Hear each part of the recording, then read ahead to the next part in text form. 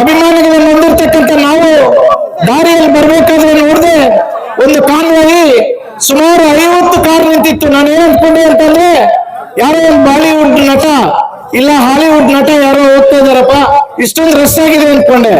ಅದು ನೋಡಿದ್ರೆ ನಾನು ಕೂಡ ನಾರಾಯಣ ಅವ್ರ ಕಾರ್ಯಕ್ರಮಕ್ಕೆ ಬರ್ತಾ ಇದ್ದಿದ್ದು ತುಂಬಾ ಖುಷಿ ಆಯ್ತು.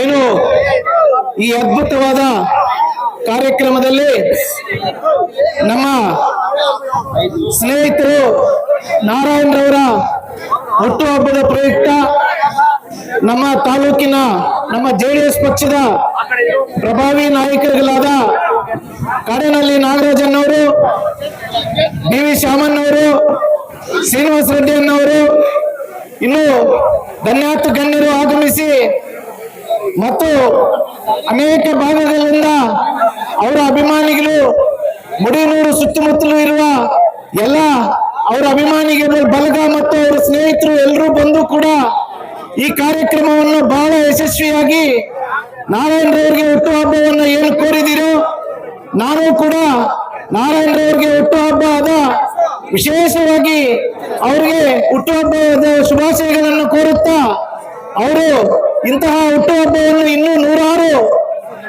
ಹುಟ್ಟುಹಬ್ಬಗಳನ್ನು ಆಚರಿಸಿ ನಿಮ್ಮಂತವರಿಗೆ ಅನ್ನದಾತ ಸುಖಿ ಭವ ಅಂತ ಹೇಳಿ ಎಲ್ಲರಿಗೂ ಊಟ ಉಪಚಾರವನ್ನು ಕೂಡ ಹಾಕಿ ಬಹಳ ಸಂತೋಷದಿಂದ ನಿಮ್ಮನ್ನೆಲ್ಲರೂ ಕೂಡ ಕಳಿಸ್ತಾ ಇದ್ದಾರೆ.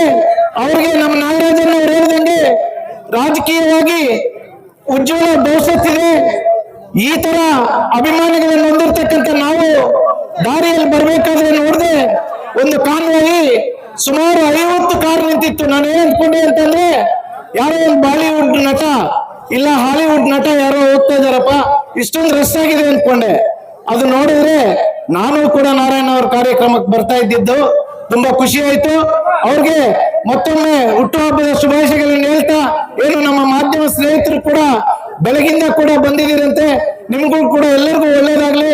ಇಲ್ಲಿ ಬಂದಿರ್ತಕ್ಕಂಥವ್ರೆಲ್ಲರೂ ಕೂಡ ಆರಾಮಾಗಿ ಊಟ ಮಾಡಿ ನಿಮ್ ಮನೆಗಳಿಗೆ ಹುಷಾರಾಗಿ ಹೋಗ್ಬೇಕು ಅಂತ ಹೇಳ್ತಾ ನನ್ನ ಮಾತನ್ನು ಮುಗಿಸ್ತಾ ಇದ್ದೀನಿ.